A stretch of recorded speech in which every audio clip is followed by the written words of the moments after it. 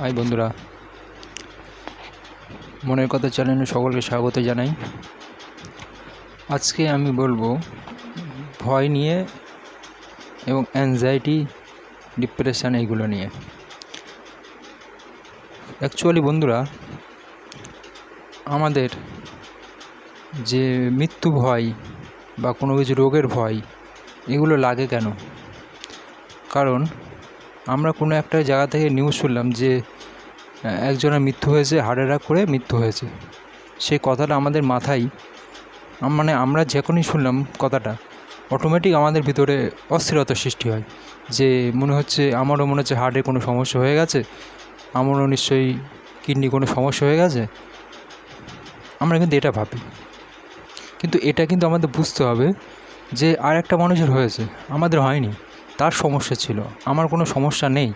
তাহলে আমি কেন সেই মানুষটার জায়গায় আমি কেন সেটা ভাববো যে ওর মানুষটা হয়েছে বলে আমারও সেটা হবে? এই ক্যালকুলেশনের জন্যে আমরা কিন্তু অনেক ডক্টরকে দেখাই, অনেক রিপোর্ট করি, ইসিজি করি, ইকো করি, অনেক ব্লাড টেস্ট করি, তাতেও আমাদের কিন্তু কোনো রোগ ধরা পড়ে না। তা সত্ত্বেও আমরা কী করি? আমরা এই ডাক্তার ঠিক আমার রোগটা বুঝতে পারিনি, আমরা অন্য একটা ডক্টরের কাছে যাই। অন্য একটা ডক্টরের কাছে গেলাম, সে ডাক্তারও একই রকম কথা বললো যে আপনার কোনো সমস্যা নেই, এটা আপনার চিন্তাভাবনার সমস্যা। আমরা কী ভাবলাম? আমরা বললাম ওই ডাক্তারও মনে হচ্ছে ঠিক আমার রোগটা বুঝতে পারেনি, আমরা অন্য কারোর কাছে যাই। অন্য কারোর কাছে গেলাম, সেখানে এইভাবে কিন্তু কন্টিনিউ আমরা কিন্তু অনেকগুলো ডক্টরকে দেখাই। তা সত্ত্বেও আমরা কিন্তু এই রোগ থেকে বেরোতে পারি না। বছর কি বছর আমরা এই রোগের ভিতরে থাকি। অ্যাকচুয়ালি আমাদের ব্রেনে একটা নিউরাল প্যাটার্ন তৈরি হয়ে যায় এই ভুল চিন্তাভাবনার জন্যে, যে আমাদের এটা কিন্তু সব সময়ের জন্যই মাথায় রাখতে হবে যে আমাদের শরীরে কোনো রোগ নেই। এই রোগটা হচ্ছে আমাদের মনের রোগ। আমরা সাধারণত যেমন জ্বর, সর্দি, কাশির মতোই মনের রোগ, এটা এর থেকে বেশি কিছু না।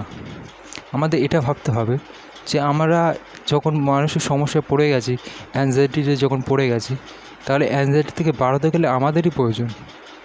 আমাদের জায়গায় অন্য কেউ এসে আমাদের সমস্যা থেকে পার করে দিতে পারবে না।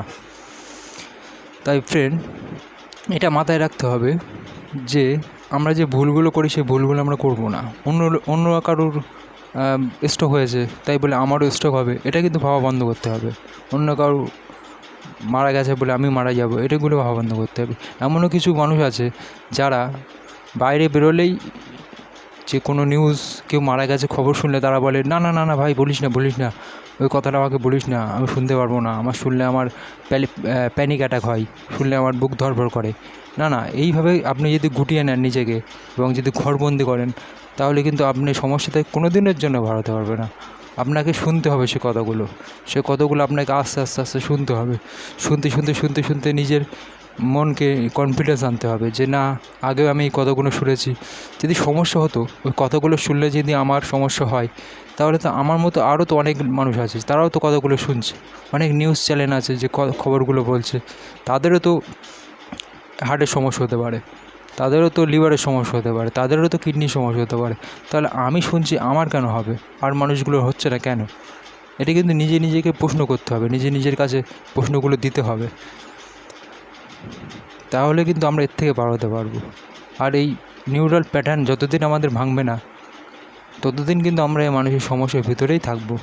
তার জন্য বন্ধুরা, আমি চাই, আমিও দীর্ঘ 6 বছর এই সমস্যার ভিতরে ছিলাম। আমি চাই যে আমার মতো আপনারাও কেউ এই সমস্যায় এতদিন ভুগবেন না।